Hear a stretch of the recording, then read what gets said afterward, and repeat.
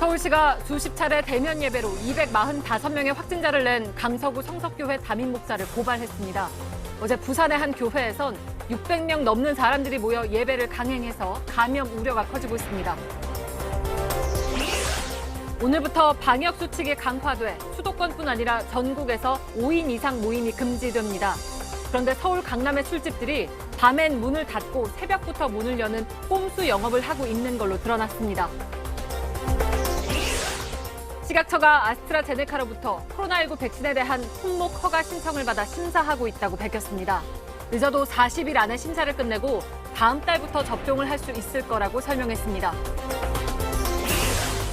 더불어민주당 이낙연 대표가 꺼낸 전직 대통령 사면 주장에 대해서 당 안에서 비판이 이어지고 있습니다.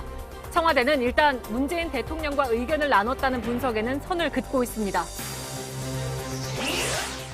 뉴스룸이 끝나고 손석희 전 앵커 사회로 신년 특집 대토론이 진행됩니다. 토론 주제는 검찰 개혁입니다.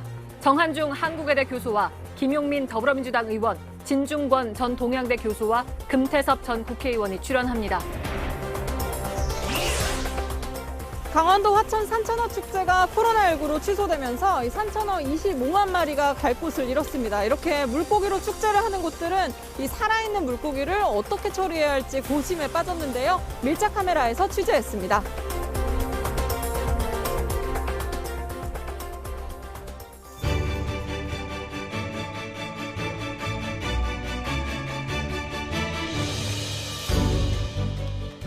뉴스룸을 시작합니다. 월요일로는 처음으로 코로나19 하루 확진자가 1,000명을 넘었습니다. 주말 사이에 검사량이 줄어서 월요일에 발표되는 확진자 숫자도 줄어드는 주말 효과가 무색해진 겁니다. 그런데 정부는 이번 유행에 대해 전반적으로 관리되는 수준이라고 평가했습니다. 지난 3주간 평균 확진자 수가 줄고 있고 또 동부구치소와 요양병원 등 특정 집단에서 나오고 있는 확진자들은 통제망 안에 있다고 본 겁니다. 하지만 전문가들은 정부의 이런 발표가 자칫 경계심을 느슨하게 할 수 있다고 우려합니다. 실제 교회를 비롯해 방역 수칙을 어기는 사례들이 지금도 이어지고 있습니다. 먼저 오늘 코로나19 상황을 윤영탁 기자가 보도합니다. 광주광역시 광산구에 있는 요양병원입니다. 사흘 동안 65명 넘게 확진됐습니다.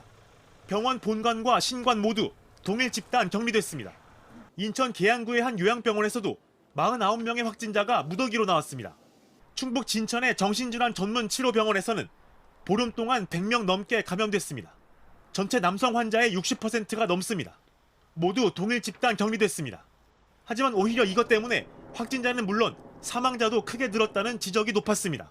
시설 안에서 확진자와 비확진자 구분이 잘 되지 않기 때문입니다. 최근 일주일간 사망자 중 절반 이상이 요양병원 등 요양시설에서 나올 정도로 사망자가 많았습니다. 게다가 전국 요양병원 가운데 정식으로 감염관리실을 두는 병원은 10곳 중 2곳이 채 안 됩니다. 방역당국은 뒤늦게 대책을 내놨습니다. 확진자가 나오면 곧바로 긴급 현장 대응팀을 보내기로 했습니다. 확진자는 다른 병원으로 옮기기로 했습니다. 확진자를 전원 외부 코로나 치료를 위한 전담 병상으로 이송하는 것으로 원칙을 정했고 확진자를 분리해내는 방식으로 바꾼 겁니다. 실제로 광주의 요양병원에서는 동일 집단 격리 다음 날부터 확진자 51명을 다른 병원으로 옮겼습니다. 광주와 호남 지역뿐 아니라 대전, 전북, 경북 지역 병원까지 갔습니다. 모두 옮기는 데는 2에서 3일 정도 더 걸립니다. 고령의 중증 환자들이 많고 확진자를 받는 병원도 준비가 필요하기 때문입니다. 전문가들은 동일 집단 격리보다는 전담 병상을 확보해 확진자를 곧바로 옮길 수 있는 체계가 필요하다고 지적했습니다. JTBC 윤영탁입니다. 종교시설에서 비롯되는 집단 감염도 좀처럼 잦아들지 않고 있습니다. 선교시설인 경북 상주의 BTJ 열방센터에서 시작된 감염은 이제 전국 여기저기로 퍼져 오늘까지 관련 확진자가 370명을 넘었습니다. 학생들까지 줄줄이 감염돼서 충주시는 오늘 모든 학교의 문을 닫았습니다. 정영재 기자입니다. 경북 상주 BTJ 열방센터에서 시작된 감염은 끝을 모르고 전국으로 퍼지고 있습니다. 충주에서만 48명입니다. 사흘 동안 43명이 무더기로 나왔습니다. 교회 2곳에 32명이 상주 열방센터를 다녀왔는데 한 목사 가족이 확진되면서 걷잡을 수 없게 됐습니다. 지난해 11월 말 다녀왔다고 말했는데 상주에서 집회가 열렸던 날입니다. 방역당국은 이들이 상주 열방센터를 자주 드나든 것으로 의심하고 있습니다. 명단을 조금씩 나눠서 보내주거나 숨기려는 모습 때문입니다. 휴대폰을 뭐 끄라는 얘기도 뭐 있었고 그랬다는 것 같아요. 그 자체적으로. 그러니까 휴대폰을 끄고서 저기 했으면 그 진술이 신뢰성이 없잖아요. 문제는 청소년들도 많이 걸렸다는 겁니다. 5개 학교에서 8명이 걸려 3천여 명이 검사를 받았습니다. 교회가 운영하는 쉼터에 있는 학교 밖 청소년도 8명입니다. 사회복지사와 어린이집 보육교사도 있습니다. 충주시는 시내 전체 등교 수업을 중단했습니다. 열방센터를 시작으로 한 감염은 이미 전국으로 퍼졌습니다. 울산 135명, 대전 70명, 부산과 광주에서도 연쇄 감염이 이어지고 있습니다. 대략 따져봐도 370명이 넘습니다. 방역당국은 오늘 행정명령을 내렸습니다. 상주 열방센터를 다녀온 사람은 모두 검사를 받으라는 겁니다. 집회기간 동안 다녀간 2,200여 명의 전화번호 확인도 어렵기 때문입니다. 또 모임을 금지하고 이를 어기면 구상권을 청구하기로 했습니다. JTBC 정영재입니다. 여전히 모여서 하는 예배를 고집하는 교회들도 있습니다. 서울시는 오늘 240여 명의 집단 감염을 일으킨 강서구의 성석교회를 고발했습니다. 부산에서도 어제 한 교회가 600명 넘게 모여서 예배를 한 걸로 드러났습니다. 이 교회는 방역수칙을 벌써 12번째 어겼습니다. 이가혁 기자입니다. 성석교회에서 첫 확진자가 나온 건 지난달 6일. 지금까지 목사와 교인, 가족 등 총 245명이 확진됐습니다. 문제가 된 교회입니다. 이렇게 정문을 보시면 철문이 이렇게 쳐져 있고요. 안쪽에는 시설 폐쇄를 알리는 강서구청장 명의의 공고 스티커도 붙어 있습니다. 아래쪽에는 이 며칠 된 것으로 보이는 우편물들도 쌓여 있습니다. 게시판을 보시면 서울시가 홍보를 위해서 종교 집회는 잠시 멈춰달라 이게 알리는 포스터를 붙여놨지만 서울시 조사에 따르면 정작 이 교회는 이를 어긴 것으로 드러났습니다. 무더기 감염엔 이유가 있었습니다. 지난해 10월 중순부터 7주 동안 매주 4차례 대면 부흥회를 열었습니다. 필수 예배 말고는 다른 모임을 하지 말라는 당국의 명령을 어긴 겁니다. 일부 참석자는 마스크도 쓰지 않았습니다.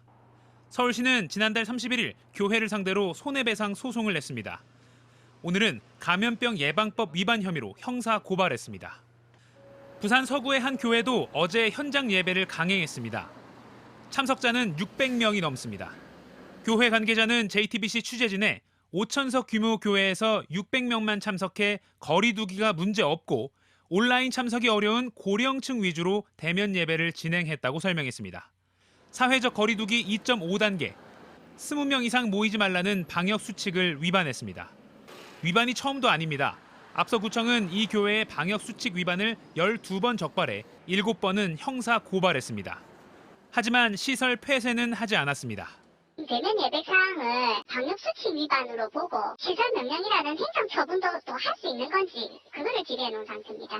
위험천만한 대면 예배를 막기 위한 보다 실효적인 조치가 필요합니다. JTBC 이가혁입니다. 네, 코로나19 취재팀장인 임설아 기자가 나와 있습니다. 이렇게까지 지침을 어기고 대면 예배를 하는 이유가 뭔가요? 방역 지침이 종교 탄압이라고 말하는 일부 목사들 때문입니다. 서울 금천구의 한 교회에서 목사는 하나님을 만나러 오는데 막을 수 없다. 그래서 병에 걸리면 다 해결된다. 이렇게 말하기도 했습니다. 일부 신도들도 문제입니다. 대면 예배를 하지 않으면 정부에 굴복하는 것이냐라면서 부추기는 일까지 있다고 합니다. 네, 혹시 헌금 문제도 있습니까? 네, 그렇습니다. 기독교계 한 관계자는요, 지금처럼 온라인으로 헌금을 내는 게 직접 내는 것과는 달라서 실제로 꺼리는 신도들이 일부 있다고 설명을 했습니다.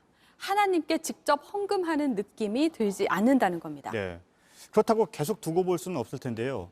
시설 폐쇄 같은 좀 강한 조치들을 할 수는 없습니까? 그래야 하는데 그렇지 못하고 있습니다. 말씀하신 것처럼 대다수의 교회들은 비대면 예배 등 수칙을 잘 지키고 있는데요. 일부 교회들이 문제입니다. 이 중에서도 방역 수칙을 어기고 확진자가 나오면 실제로 시설 폐쇄도 하고 있습니다. 문제는 확진자가 나오지 않은 일부 교회들입니다. 마스크도 썼다, 방역 수칙을 지켰다고 주장도 하고 있습니다. 그럼 집합 금지 위반만 남게 되는데요. 질병청에 확진자가 나오지 않아도 집합금지 위반 등으로만 시설 폐쇄를 할 수 있는지 거듭 물어봤습니다. 질병청은 확진자 발생 여부와 관계없이 종교 활동은 비대면이 원칙이고 방역 수칙을 따르지 않고 대면 예배를 실시하는 경우에는 위반 횟수에 따라서 폐쇄 명령도 가능할 것이다 라고만 했습니다. 그러니까 이 부분에 대한 명확한 해석이 없어서 지금 주저를 하고 있는데요. 네. 감염 확산을 막기 위해서라도 빨리 정리를 해야겠습니다. 네, 알겠습니다. 임소라 기자였습니다. 서울 강남의 한 택시 회사에서도 10명이 확진됐습니다. 이 가운데 직접 택시를 몰았던 사람은 8명인데 태운 승객은 모두 합해 200명 가까이 됩니다. 지금은 운행을 멈췄지만 추가 감염자가 나올 수 있습니다. 최수연 기자입니다. 택시들이 서 있습니다. 지난달 23일 첫 확진자가 나온 택시 회사입니다. 2주도 안 돼 10명으로 확진자가 늘었습니다. 초기 확진자 관리가 잘 안 됐다는 지적이 나옵니다. 회사 안에서 방역 수칙을 제대로 지키지 않았을 가능성도 있다고 전문가들은 설명했습니다. 아직 어떻게 퍼진 건지는 확인되지 않았습니다. 확진된 택시기사 8명, 일반 직원 2명을 포함해 모두 130여 명이 자가격리를 하고 있습니다.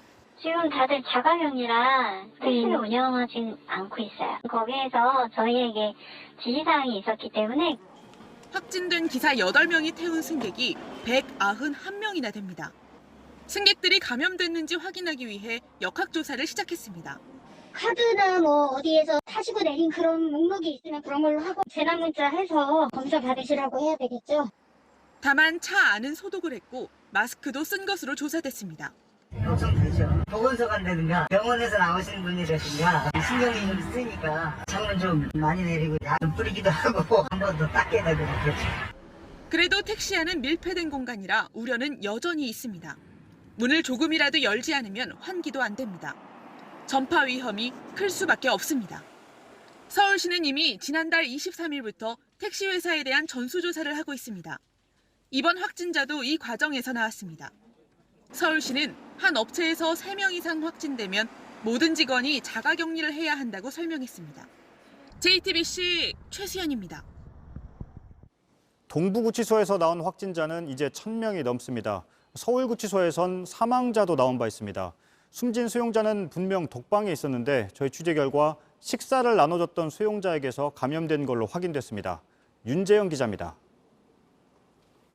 서울구치소에서 나온 확진자는 모두 3명입니다. 한 명은 지난달 새로 들어왔습니다. 일주일 뒤 출소했습니다. 그리고 확진됐습니다. 그 이후에 2명이 더 감염됐습니다. 이 중 1명은 숨졌습니다. 방역당국은 식사를 나눠줬던 수용자가 전염원이었던 것으로 보고 있습니다. 이 수용자가 출소한 뒤 확진된 수용자와 접촉해 감염됐고 다시 숨진 수용자와 접촉했다는 겁니다. 3명 모두 독방을 썼지만 구멍이 있었습니다. 법무부 관계자는 숨진 수용자는 30대지만 평소 건강 상태가 좋지 않았다고 말했습니다. 동부구치소에선 오늘도 6명이 더 확진됐습니다.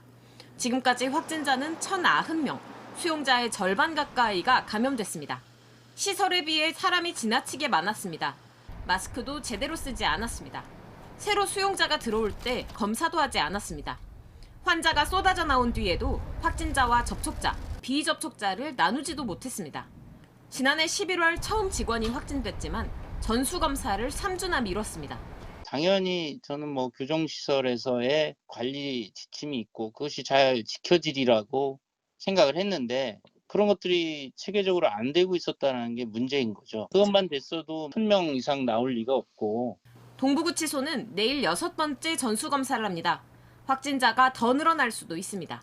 JTBC 윤재영입니다. 네, 오늘부터는 수도권뿐 아니라 전국에서 5명 이상이 모여선 안 됩니다. 거리 두기는 더 강화됐지만 고민되는 숙제들이 남아 있습니다. 먼저 방역의 틈새를 노리는 곳들이 여전하다는 겁니다. 문 여는 시간을 바꿔버린 술집들이 그렇습니다. 밤 9시부터 새벽 5시까지 영업하지 말라고 하니까 새벽 5시부터 오전 11시까지 영업을 합니다. 사람들도 꽤 많았습니다. 박지영 기자가 현장 취재했습니다. 지난 2일 새벽 5시가 조금 넘은 시각 지하철역 앞에서 사람들이 만나 어딘가로 들어갑니다. 지금 시각은 오전 5시 30분을 향해 가는데요. 방역수칙을 피해 새벽부터 문을 여는 술집이 있다고 합니다. 한번 찾아가 보겠습니다. 서울 강남의 한 지하 라운지 바입니다. 서서 술을 마시고 춤을 추기도 하는 곳입니다. 입구에 보안 요원이 안에 사람이 많다며 막아섭니다. 결국 들어가지 못했습니다. 대신 내부 사진을 입수했습니다. 사람들이 다닥다닥 붙어 있고 마스크를 쓰지 않은 사람도 여럿 보입니다. 불과 800m 떨어진 다른 곳도 마찬가지입니다. 새벽 5시 사람들이 모입니다. 2.5단계 거리두기로 새벽 5시까지 영업을 할 수 없자 새벽 5시부터 문을 여는 겁니다. 전혀 안 됐는데 그 무슨 원래도 5인 이상 그거 해야 되잖아요. 그거는 안 돼요. 다 이게 모여있어요. 하루에 무슨 한 8명? 사진 찍는 건 금지입니다. 안 된다고 네, 이거 제야 다 이게 안 된다고 해요. 그냥. 주민 신고로 경찰이 출동하자 건물 뒤쪽이 시끄럽습니다. 많이 나가요. 아 경찰 떠가지고. 인원 제한인가? 네 맞아요. 밖에선 망을 보고 안에선 뒷문으로 안내하며 단속을 피한 겁니다. 이런 단속이 억울하다고 합니다. 온도 자체가 들어오고 손 소독을 다 하고 들어오고 뭐 굳이 라운지나 클럽이나 이런 그렇게 좀 안내 사항 다 가득. 하지만 해당 업소들은 이미 수차례 방역수칙을 어겨 집합 금지 명령을 받은 걸로 파악됐습니다. JTBC 박지영입니다.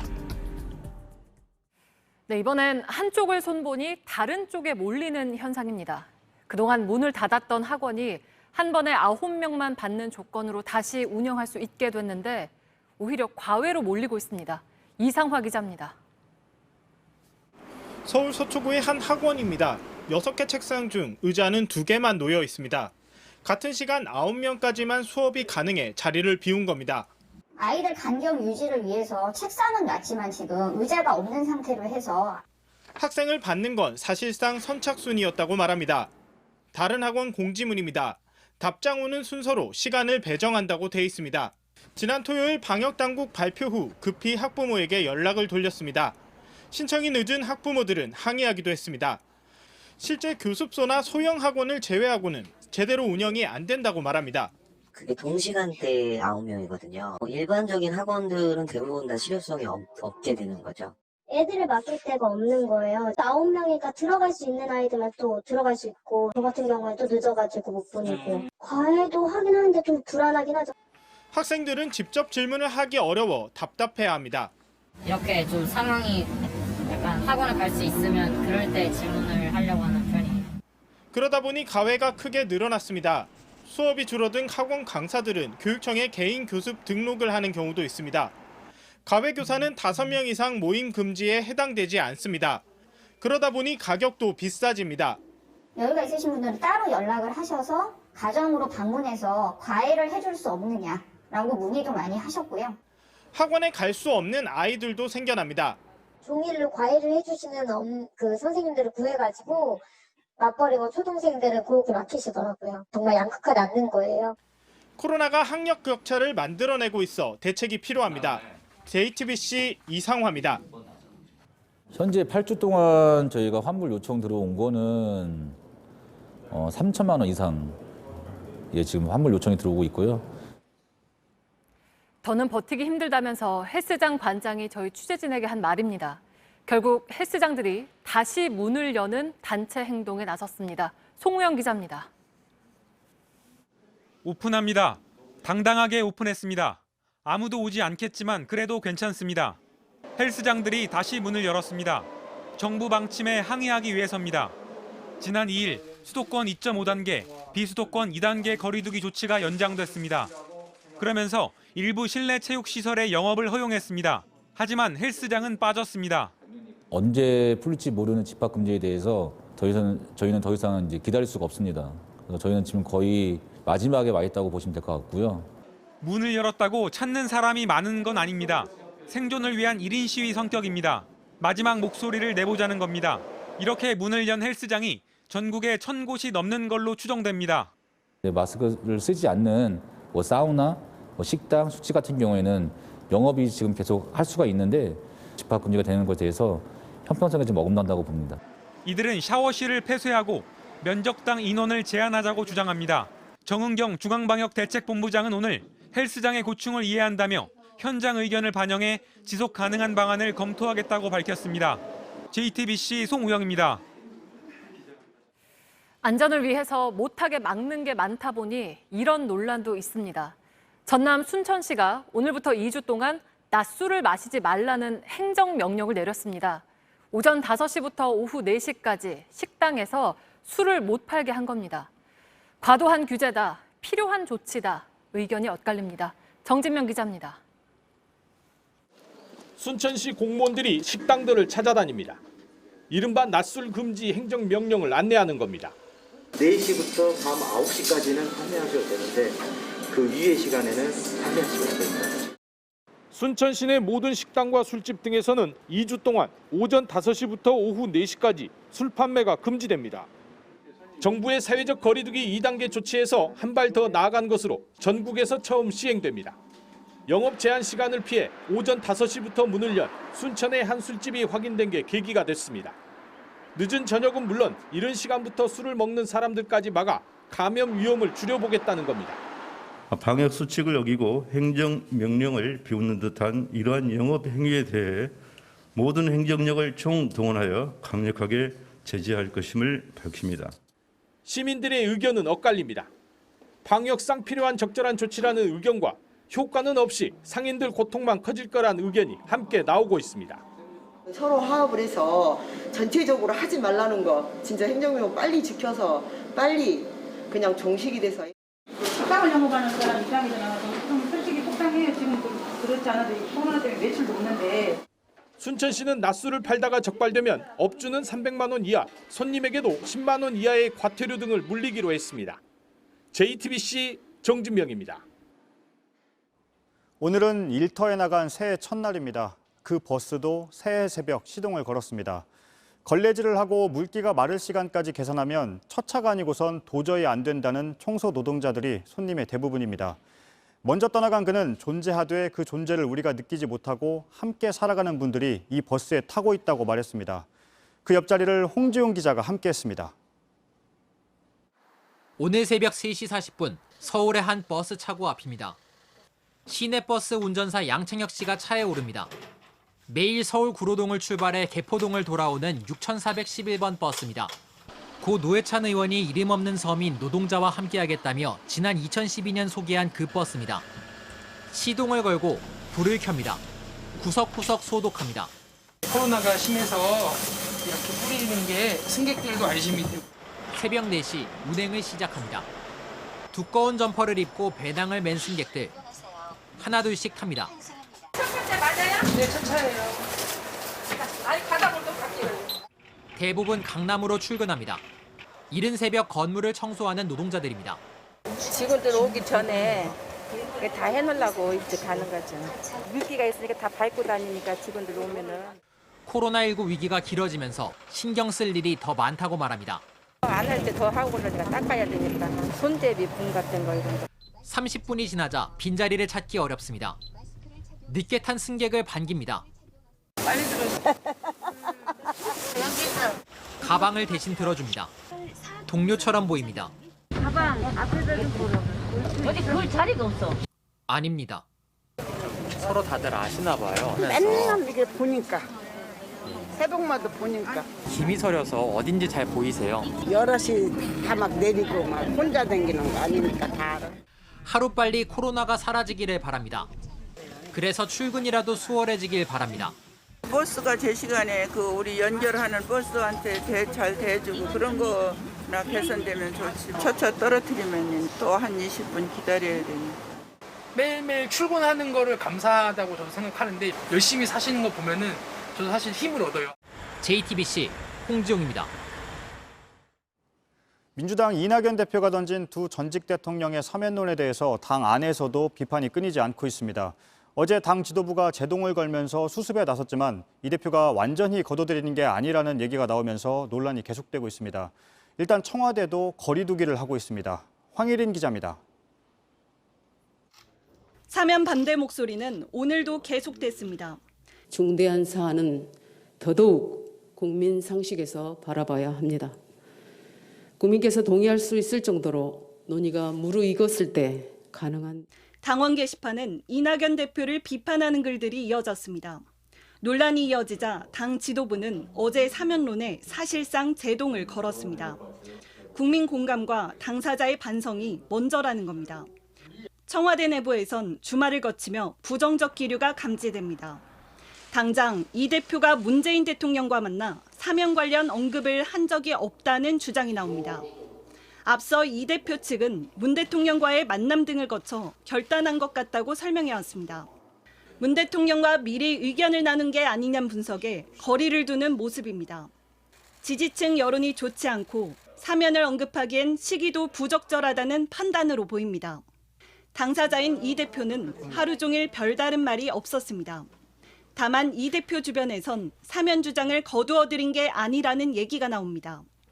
국민통합 차원에서 사면이 필요하다는 입장은 그대로란 겁니다. 오는 14일 박근혜 전 대통령 최종 선고 날까지 분위기를 지켜본다는 분석입니다.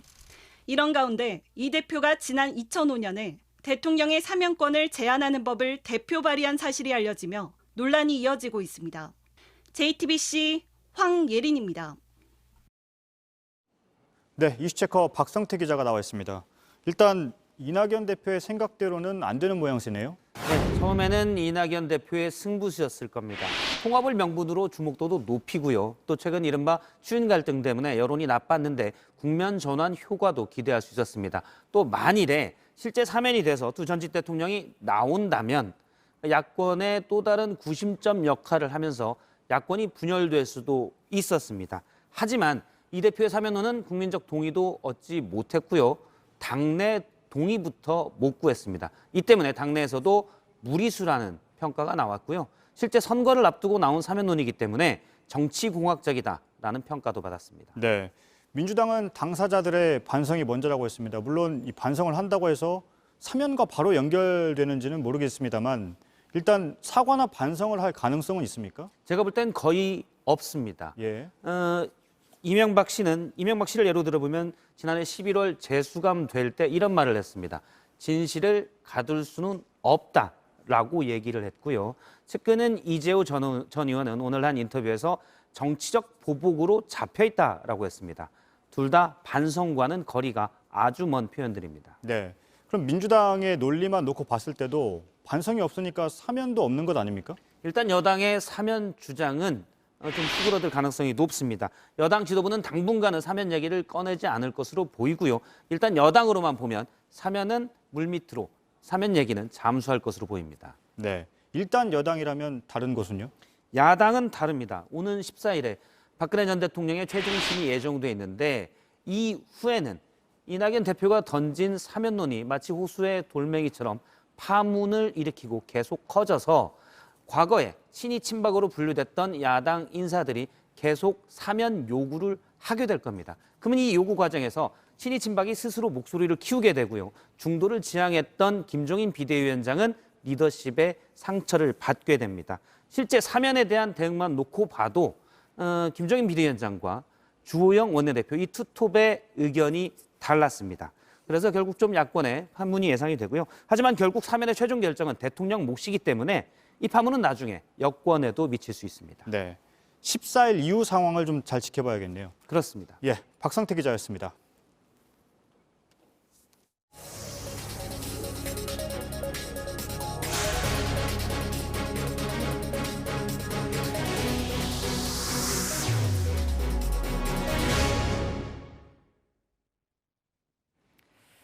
부러지고 찢기고 16개월 정인이를 숨지게 한 입양 부모가 다음 주에 첫 재판을 받습니다.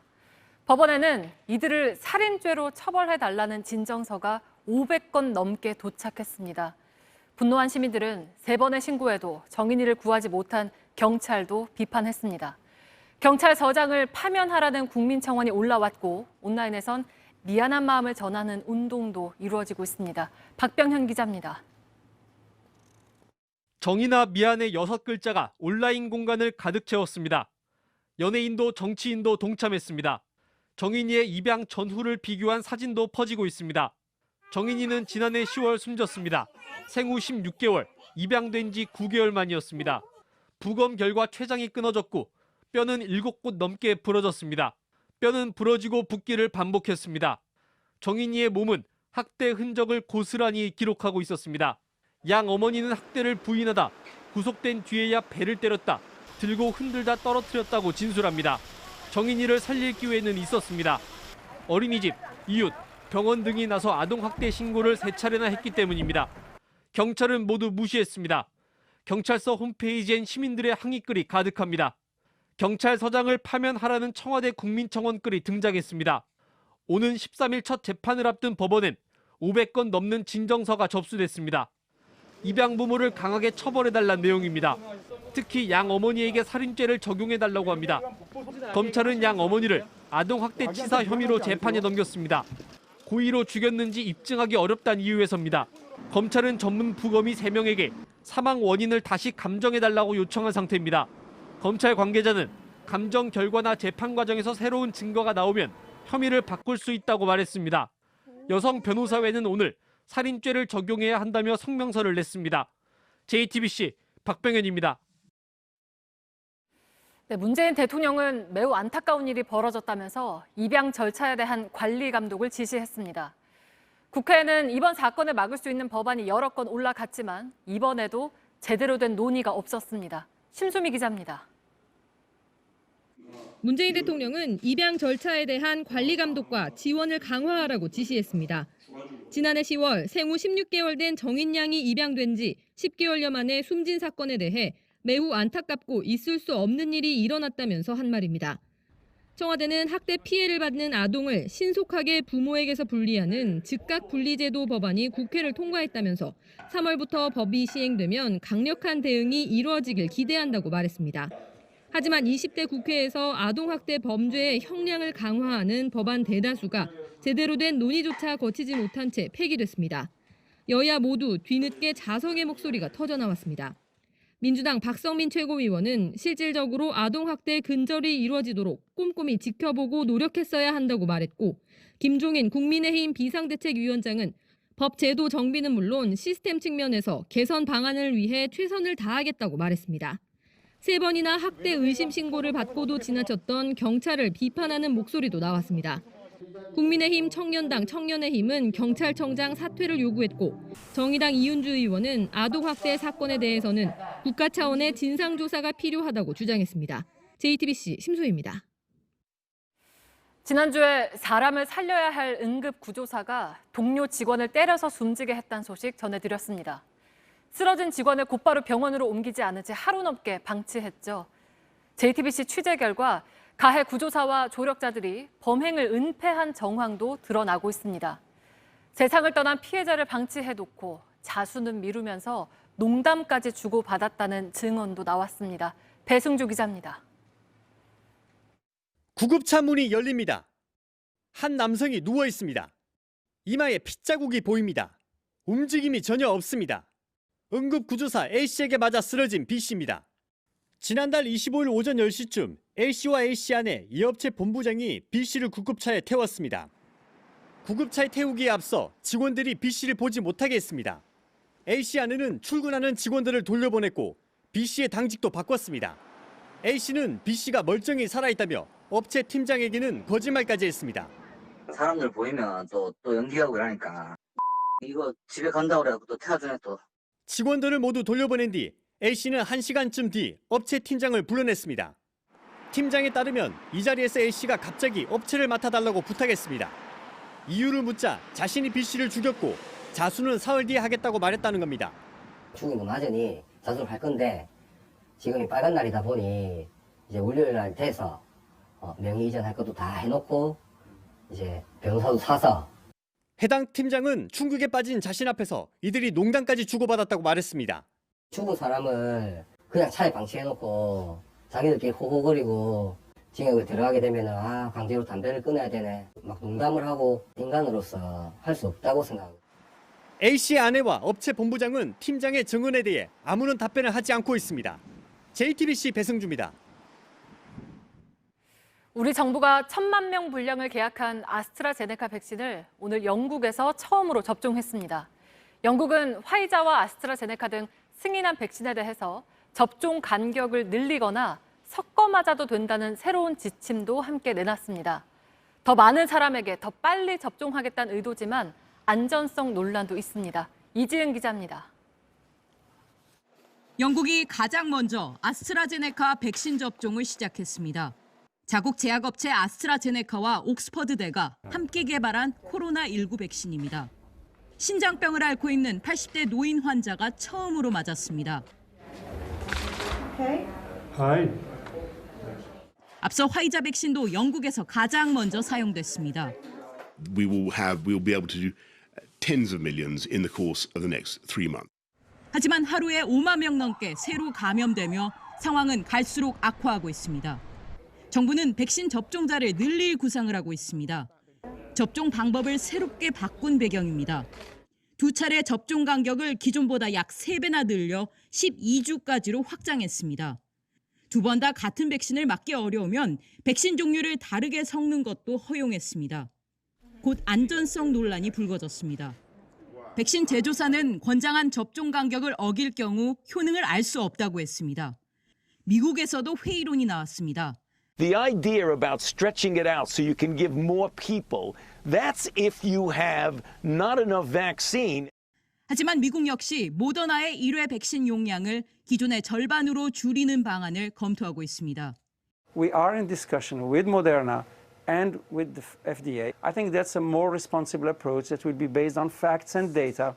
이런 가운데 남아공발 변이 바이러스는 최근 나온 백신으론 방어하지 못한다는 주장도 나와 불안감을 더하고 있습니다.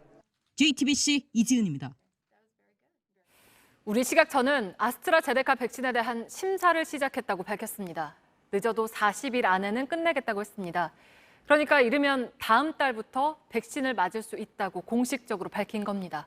최종혁 기자입니다. 식약처는 최대한 빨리 심사를 끝내겠다고 했습니다. 40일 이내라는 거는 40일을 채운다라는 의미보다는 늦어도 40일이라는 의미가 있고요. 이미 심사를 시작했기 때문에 2월 중순 전후면 끝납니다. 그럼 곧바로 접종을 할 수 있습니다. 우선 누가 먼저 맞을지를 정해야 합니다. 고위험 의료기관의 종사자와 또 요양병원, 요양시설 등의 집단생활, 집단시설에 계시는 어르신들부터 접종을 시작할 예정입니다. 우선 접종 대상자 중에서도 이들이 먼저입니다. 약 100만 명입니다. 그리고 뒤이어 나머지 우선 접종 대상자들에 대한 접종이 시작됩니다. 모두 3,600만 명입니다. 독감이 시작되는 11월 전까지 접종을 끝내는 게 목표입니다. 아스트라제네카는 국내에서 위탁 생산을 합니다. 그래서 물량을 확보하는 게 상대적으로 유리합니다. 1차적으로 들어오는 물량은 국내 SK바이오사이언스가 생산한 제품을 공급받는 걸로 그렇게 협의해서 진행을 하고 있는 그런 상황이라고 말씀을 드리겠습니다. 아스트라제네카 백신은 2번 맞아야 합니다. 최소 6개월 동안 냉장 상태인 2도부터 8도에서 보관과 유통을 할 수 있습니다. 특별한 장치 없이 기존 병원에서도 맞을 수 있습니다. 방역당국은 초저온 상태에서 보관해야 하는 화이자 백신에 대한 유통체계와 접종센터 등도 준비하고 있다고 밝혔습니다. JTBC 최종혁입니다. 네, 지난해 마지막 날 4,500명 넘게 확진자가 나왔던 일본은 결국 긴급 사태를 다시 선언하기로 했습니다. 일단 도쿄를 비롯한 수도권만 대상이고 이번 주말부터입니다. 주저하던 스가 총리가 지자체와 여론의 압박에 뒤늦게 결단을 내린 모양새입니다. 윤서령 특파원이 보도합니다. 스가 요시히데 일본 총리가 연두 기자회견에서 긴급 사태 선언을 검토한다고 밝혔습니다. 20時までの前倒しを要請をいたしました。そして国として緊急事態宣言の検討に入ります。 스가 총리는 검토란 표현을 썼지만 내부적으로는 자문위원회 논의를 거쳐 이르면 이번 주 목요일부터 적용할 방침입니다. 지난해 4월 이후 9개월 만입니다. 긴급 사태가 선언되면 시민들은 외출을 자제해야 하고 식당, 백화점 등에는 휴업을 요청하게 됩니다. 이틀 전 도쿄와 인근 3개 현 지사가 긴급 사태 선언을 발령해달라고 요청한 걸 그대로 받아들인 겁니다. 코로나19 백신 심사도 앞당기고 承認されたワクチンをできる限り2月下旬までには接種開始できるように 총리도 솔선해서 직접 백신을 맞겠다고 했습니다. 긴급 사태 선언을 빨리 발령하고 백신 접종을 서두르라는 산케이 신문의 사설입니다. 스가 총리는 오늘 이 두 가지를 모두 수용했습니다. 여론의 압박에 두 손을 든 모양새입니다. 또 예외적으로 한국, 중국 등과 계속해오고 있는 경제인 입국 완화, 패스트트랙은 상대국에서 변이 바이러스가 발견될 경우 즉시 중단한다고 밝혔습니다. 한일 양국에서 변이 바이러스가 이미 발견됐기 때문에 패스트트랙이 중단될 가능성도 배제할 수 없습니다. 일본 야당은 정부의 판단이 너무 늦었다고 비판했습니다. 도쿄에서 JTBC 윤서령입니다. 등록된 교인만 10만 명에 달하는 명성교회에선 5년에 걸쳐 부자 세습 논란이 일었습니다. 그런데 새해 첫 예배에 아들 김하나 목사가 돌아왔습니다. 세습에 반대하는 교단의 다른 목사들은 교단의 자정 능력을 기대하기 어려워 사회법에 호소하기로 했다며 무효 소송을 제기했습니다. 이선화, 최하은 기자가 이어서 전해드립니다. 새해 첫 주일 예배가 열린 어제, 비대면 예배를 이어가는 서울 명성교회 앞은 조용했습니다. 안에서는 김하나 목사가 담임 목사로 강단에 돌아왔습니다. 설교에 앞서 입장문을 읽었습니다. 한국 교회와 우리 교회의 사랑하는 교우들에게 짐을 지게 하고 마음을 어렵게 했던 모든 것들에 대해서 죄송한 마음을 갖고 있습니다. 별도의 취임 행사는 없었습니다. 지난 2017년에 행한 위임식으로 모든 절차를 가름한다는 교단 총회의 명성교회 수수반에 따른 겁니다. 수수반에 따르면 김 목사는 2021년 1월 1일부터 위임 목사직을 맡을 수 있습니다. 앞서 김 목사는 송구 영신 예배 중인 1월 1일 0시에 맞춰 김사만 원로 목사와 함께 강단에 섰습니다. 김 원로 목사는 총회 결정에 따라 0시 이후에 넘겨줘야 한다고 설명했고, 아들 김 목사는 신발을 바꿔 신지 않고 교회를 지키며 기다려준 신자들에게 감사한다고 인사했습니다. 어제 오전 교회 앞에선 세습에 반대하는 신자가 홀로 피켓을 들었습니다.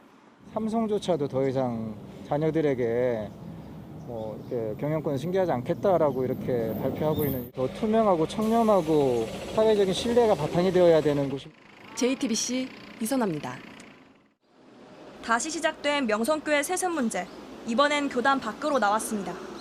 명성교회가 속한 대한예수교장로회 통합교단에 일부 목사들이 법원에 무효 확인 소송을 냈습니다. 교단 헌법이 세습을 금지하고 있는데도 명성교회만큼은 인정한 총회의 결정이 효력이 있는지 따져달라는 겁니다. 총회 스스로가 자정 능력을 회복하지 못한 상태까지 이르렀다는 판단에서 저희들이 안타까운 마음으로 사회법에 대형교회에 잇단 대물림의 비판이 커지자 2013년 예장통합교단은 압도적인 지지로 세습 방지법을 만들었습니다. 김사만 목사는 2015년 물러납니다. 이후 명성교회는 장남 김하나 목사가 세운 새노래 명성교회와 합병을 시도했으나 여의치 않았습니다. 공석이던 위임 목사직엔 2017년 김하나 목사를 청빙합니다. 변칙 세습이라며 비판이 쏟아졌고, 교단 재판국은 재심까지 거쳐 2019년 8월 세습은 무효라고 결론 내렸습니다. 그러나 한 달 뒤 총회가 명성교회 수습안을 내놓았습니다. 당장은 세습할 수 없다. 그러나 2년 뒤인 2021년부터 가능하고 그때는 누구도 이의를 달지 못한다는 내용입니다. 재석 1204명, 찬성이 920표가 나왔습니다. 이듬해 총회에도 수습안을 철회해달라는 안건이 올라왔지만 논의는 이뤄지지 않았습니다.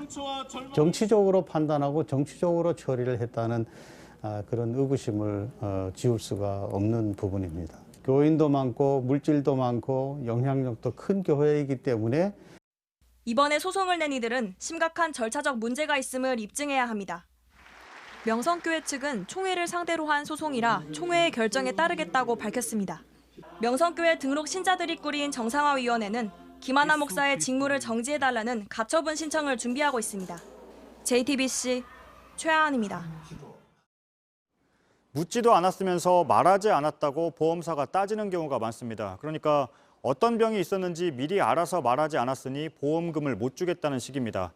앞으로는 묻지 않으면 따지지 못합니다. 보험에 계약할 때 질문에 정확하게 답했다면 소비자가 알릴 의무는 다한 걸로 법을 바꾸기로 했습니다. 성화선 기자입니다. 각종 보험 광고 끝부분엔 꼭 이런 주의사항이 나옵니다. 어떤 질병을 알았었는지 보험사에 알리라는 겁니다. 이를 어겼다는 이유로 소비자가 못 받은 보험금이 최근 약 3년 동안 한 사람에 2,480만 원입니다. 3억 원을 받지 못한 경우도 있습니다. 가입할 때는 뭐 쉽게 보장된다 그러고 막상 또 보상을 받으려면 그게 힘든가 봐요. 설명에 제대로 응했다면은 마땅히 보상을 받아야 되는 게 맞다고 생각합니다. 보험사에선 계약을 할 때 묻지 않은 내용이라도 수술 이력 등을 소비자가 판단해서 알려야 한다고 주장합니다. 이렇다 보니 생명보험과 손해보험 모두 병력 등을 알렸느냐와 관련한 분쟁이 계속 늘고 있습니다. 가입할 때는 좁은 내용을 물어보고 있다가 보험금을 청구하게 되면은 고지의무를 폭넓게 따져가지고 보험금 지급을 거부하는. 최근 5년간 암에 걸린 적이 있냐고 해 7년 전 진단받은 암을 알리지 않았다가 보험금을 받지 못한 사례도 있습니다.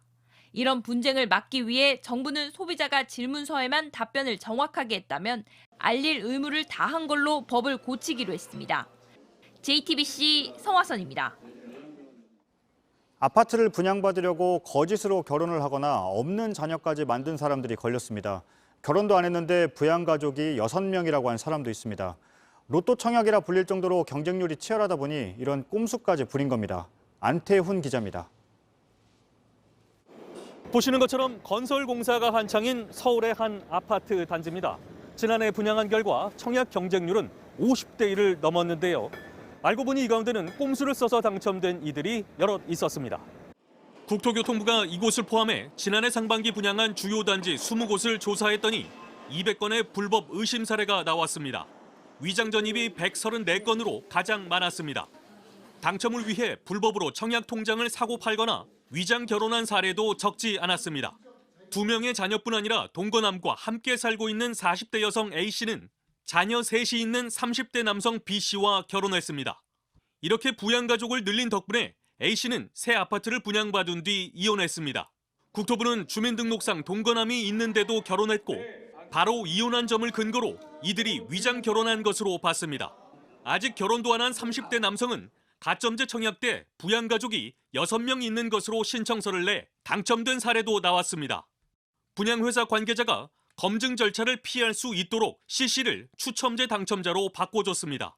청약 신청자와 분양 관계자가 조직적으로 공모한 이른바 짬짬이 분양입니다.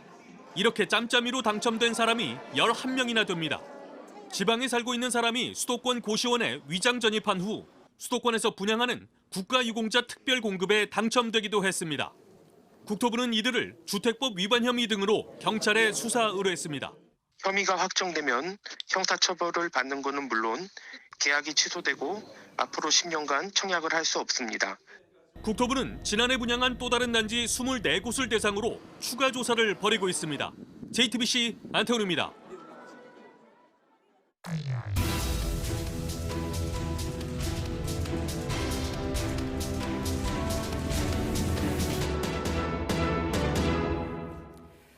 어느새 겨울 풍경으로 자리 잡은 게 고기를 잡고 구워 먹기도 하는 물고기 축제죠. 홍천에는 송어, 화천에는 산천어, 지역마다 대표 물고기로도 자리 잡았습니다. 그런데 이 축제들도 코로나19를 피해갈 수 없었습니다. 축제가 모두 취소되면서 준비한 물고기 수십만 마리를 어떻게 할지 고민에 빠졌습니다. 서효정 기자가 다녀왔습니다. 발 디딜 틈 없이 북적이던 화천천이 텅 비었습니다. 축제장을 가득 채웠던 아이들의 웃음소리도 이제는 들리지 않습니다. 강원도 화천에서는 매년 이맘때를 성수기라고 부릅니다. 100만 명이 넘는 관광객들이 이곳 산천어 축제장을 이렇게 해마다 찾아오기 때문인데요. 올해는 코로나19 때문에 축제가 취소되면서 이 주변이 매우 썰렁해졌습니다.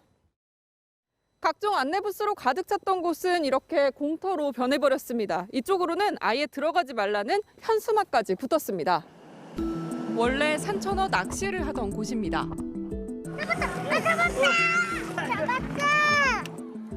산천어 낚시 체험과 맨손으로 산천어 잡기 체험은 축제의 별미였습니다. 이를 위해 화천군은 전국 각지에서 산천어를 공수했습니다. 해마다 200톤 정도, 모두 80만 마리입니다. 지금 이 산천어들은 어디에 있을까? 축제 기간이 되면 이 산천어를 재빨리 공급하기 위해서 가까운 곳에 임시로 양어장이 운영이 되는데요. 지금은 막상 축제가 취소되면서 이게 사육장처럼 변해버렸습니다. 사람 팔뚝만한 물고기들이 떼를 지어 다닙니다. 굉장히 예민해서 몰아놓거나 이러면은 많이 죽거나 이럴 수도 있거든요. 원래 이맘때면 화천천으로 옮겼을 텐데 양어장 안에만 머물고 있습니다. 코로나19 상황이 심각해지면서 일부는 미리 처분하기도 했습니다. 아직도 산천어 77톤, 약 25만 마리가 남아 있습니다. 산천어 횟집도 몇 곳이 있지만 모두 횟감으로 사용하기는 어렵습니다. 다른 지역으로 보내는 것도 만만치 않습니다. 순천만 나가도 이 산천어를 파는 집이 없어요. 새로운 유통을 개발해야 되는데 쉽게 얘기하면 뚫어야 되죠. 근데 그게 쉽지가 않지. 결국 화천군이 나섰습니다. 아침부터 산천어를 옮기는 작업이 한창입니다. 1톤짜리 트럭에 산천어를 다 담으면 이제 이동을 해서 가공을 하는 거라고 합니다. 가자마자 할복을 해야 되니까 별로 물을 많이 안 채워가지고. 양어장에서 산천어를 싣고 가는 트럭. 트럭이 도착한 작업장에선 사람들이 산천어 손질을 하고 있습니다. 그리고 비닐이 전체적으로 딱 벗겨져야지 손질하지 않는데요. 그래서 여기서 1차적으로 꼼꼼하게 하는 거예요. 축제가 취소되면서 일자리가 사라진 국민들이 비늘 벗기기로 용돈벌이에 나선 겁니다. 통조림으로 만드는 작업입니다. 화천군은 산천어 통조림을 비롯해 산천어 피자, 산천어 탕수육 등을 선보였습니다. 이달 안엔 유명 호텔들과 손을 잡고 산천어 요리를 선보일 계획입니다. 네, 맛은 좋으니까 그걸 다른 음식으로 상품화했을 때 반응이 어떻게 나오는지는 우리도 장담할 수 없는 거니까. 식재료로 사용할 수 있다면 그나마 나은 겁니다. 화천과 1시간 거리에 있는 강원도 홍천. 양어장에 송어가 가득합니다. 겨울철 열리는 홍천 꽁꽁축제가 취소되면서 송어 2만 4천 마리가 갈 곳을 잃은 겁니다. 30만 원, 40만 원 정도가 매일 이 사료값이 지출이 되고 있는 것으로 판단이 되고 있기 때문에 분할 별도의 예산이 없어서 음식을 만들거나 시중에 유통시키는 것도 어렵습니다. 공개 입찰은 실패했고 주민들에게 나눠주면 공직선거법 위반이 될 수 있습니다. 유해성 어종으로 판단돼 분류돼 있는 고기이다 보니까 방생을 할 수 있는 고기도 아니고 이번 달 안에 처분해야 합니다. 다음 달이 되어 태어난 지 1년이 지나면 상품 가치가 떨어져 팔 수도 없습니다. 왜 이런 상황까지 온 걸까? 축제에 쓰이는 물고기는 1년 전부터 키워야 합니다. 한두 달 만에 성어가 되는 건 아니니까 연초에 그거를 계약을 해서 1년 동안 이렇게 길게 갈지 연초에는 그런 분위기는 아니었잖아요. 코로나19 상황을 예측하기 어려운 겁니다. 양도 많아서 축제가 아니면 개별적으로 거래하기도 어렵습니다. 화천 산천어 축제와 홍천 꽁꽁축제, 평창 송어축제 등 물고기를 테마로 한 축제는 전국에서 20곳 정도로 추산됩니다. 한때 지역의 효자였던 물고기들입니다. 그런데 지금은 코로나19 때문에 애물단지 취급을 받게 됐습니다. 폐기 처분된 물고기도 피해를 감내해온 양어장도 안타까운 건 마찬가지입니다. 기한은 한 달, 그 안에 뾰족한 대책이 나올 수 있을지. 밀착 카메라 서유정입니다. 난간 위에 아슬아슬하게 서 있던 남성 2명이 갑자기 차례로 뛰어내립니다. 주변 사람들은 놀라서 소리를 지르는데요. 남성들이 메고 있던 가방은 알고 보니 낙하산이었습니다. 현지 시간으로 1일 미국 내슈빌에 있는 한 호텔 투숙객들이 25층 루프톱바에서 고공 점프를 한 겁니다.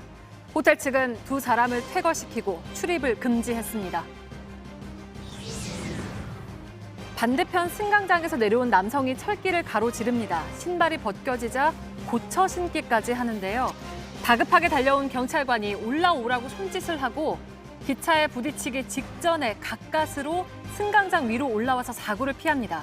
경찰관은 화가 난 모습이죠. 인도 뭄바이에서 새해 첫날에 있었던 일입니다. 엿새 전 제주도 북쪽 바다에서 침몰한 어선의 실종 선원 66살 장모 씨가 오늘 오후 1시쯤 숨진 채 발견됐습니다. 수심 12m 바닷속에 가라앉은 배의 꼬리 부분을 인양하는 과정에서 시신을 찾았습니다. 해경은 남은 실종 선원 4명을 찾기 위해서 육상과 해상, 수중 수색을 이어가고 있습니다. 붉은 저고리와 푸른 치마, 한복을 곱게 차려입은 여성이 오른손을 들고 선서를 합니다. 현지 시간으로 3일 미국 워싱턴 DC 의회 의사당에서 열린 연방 하원 의원 개원식에 참석한 한국계 메릴린 스크리클런드 의원의 모습입니다. 순자라는 이름을 갖고 있기도 한 이 의원은 한복은 자신이 물려받은 문화적 유산을 상징하고 미국과 주 의회의 다양성을 보여준다면서 의미를 되새겼습니다. 소의 머리와 발굽 모양을 한 3개의 독특한 발이 달리고 뚜껑에는 소를 뜻하는 한자도 새겨져 있습니다. 소띠해 신축년을 맞아서 국립고궁박물관이 조선시대 왕실 유물인 우정을 유튜브에 공개했습니다. 우정은 왕실 제례 때 삶은 쇠고기를 올려 복을 빌던 제사용 소트로 양고기를 담는 양정과 돼지고기를 담는 시정도 있었다고 합니다.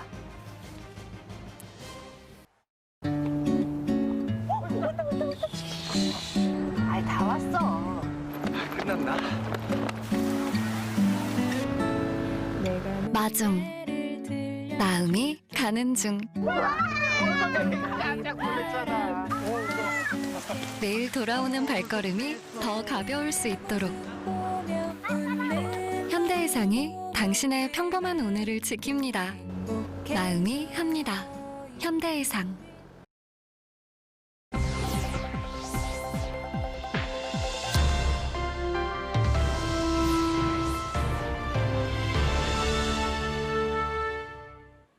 날씨 박사 시간입니다. 날씨에 대한 모든 것 오늘도 한 걸음 더 들어갑니다.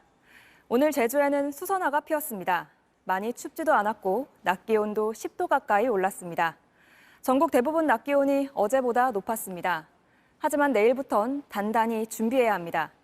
상층 1기도입니다. 보라색이 영하 50도 안팎의 찬 공기인데요. 내일 밤부터 내려옵니다. 상층 저기압이 북풍을 불어넣으면서 우리나라로 찬 공기가 밀려오겠습니다. 여기에 지상 고기압 영향도 더해지는데요. 매우 찬 공기가 상층과 하층으로 강하게 밀려들며 올겨울 들어 가장 강한 한파가 찾아오겠습니다. 눈도 많이 옵니다. 모레부터 서울을 포함한 수도권은 1에서 5cm, 전라도 서부와 제주 산지엔 30에서 50cm 이상의 큰 눈이 예상됩니다. 짙은 파란색일수록 오늘보다 많이 추운 건데요. 3일 뒤 아침 서울과 울릉도는 오늘보다 7도나 낮아지고 낮 기온은 당장 내일부터 오늘보다 춥습니다. 이번 한파의 최대 고비입니다. 서울은 목요일부터 아침에 영하 15도 내외, 낮에도 영하 10도 내외가 예상됩니다. 주말까지 매서운 기세가 이어지겠는데요. 주말이 지나고 나면 기세가 조금 꺾이겠습니다. 중간중간 짧은 한파가 찾아오겠지만 점차 예년 겨울 날씨로 회복할 걸로 예상됩니다. 내일은 본격적으로 북극발 한파가 몰려오기 직전인데요. 날씨는 어떨지 알아보겠습니다. 보시면 우리나라 북서쪽에 약한 눈구름이 있는데요. 이 눈구름이 밤사이 눈을 뿌리겠습니다. 눈구름이 내려오면서 중부 지역에 눈이 조금 내리겠고 전라도 서해안은 아침에 비 또는 눈이 내리겠습니다. 출근길 교통안전에 유의하시기 바랍니다. 내일 아침 서울은 영하 6도, 춘천은 영하 7도로 전국이 대체로 오늘보단 기온이 오르겠습니다. 오후부터는 찬 공기의 영향을 받겠는데요. 서울을 포함한 중부 지역은 이렇게 영하권이 예상됩니다. 내일 밤부터 중북부 지역은 기온이 크게 내려갑니다. 강원 영서 지역은 푸른색으로 영하 10도 아래가 예상됩니다. 동파 관리에 미리 유의하시기 바랍니다. 지금까지 날씨 박사 김세연입니다. 네, 뉴스 중에 속보가 들어와 있습니다. 아랍에미레이트로 향하던 한국 국적의 유조선이 납포된 걸로 보인다는 소식이 들어와 있습니다. 취재 기자를 전화로 연결해 보겠습니다. 정재훈 기자, 한국 국적의 유조선이 어디에서 어디로 가던 길에 납포가 된 걸로 보이는 겁니까? 네, 아랍에미레이트로 향하던 한국 국적의 유조선이 이란 영해에 진입했다가 납포된 걸로 보인다고 AP통신이 보도했습니다. 이 유조선은 사우디아라비아에서 아랍에미리트로 향하던 중이었던 걸로 전해졌습니다. 그런데 선박 위치 조회 사이트인 마린 트래픽의 위성 자료를 보면 반다르 아바스 근해에서 해당 한국 선박에 대한 설명이 더 이상 보이지 않는다고 전했습니다. 통신은 현재 선박 소유회사와 연락이 닿지 않고 있으며 이란 당국도 선박의 항해와 관련한 확인을 해주지 않고 있다고 덧붙였습니다.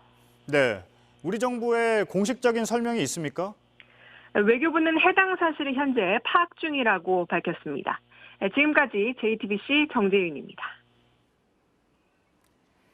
네, 뉴스룸이 끝나고 곧바로 신년 특집 대토론이 이어집니다. 첫날인 오늘 주제는 검찰 개혁입니다.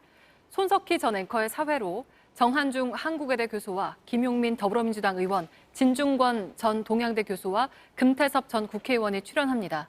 둘째 날인 내일은 코로나 위기 속 2021년 과제가 주제입니다. 뉴스룸은 내일도 10분 빠른 저녁 7시 30분에 시작합니다. 네, 오늘 뉴스룸은 여기까지입니다. 시청해주신 여러분 고맙습니다. 새로운 시작은 늘 설레게 하지 모든 걸 이겨낼 것처럼 시간을 뒤쫓는 시계바늘처럼 앞질러 가고 싶어 하지 그 어느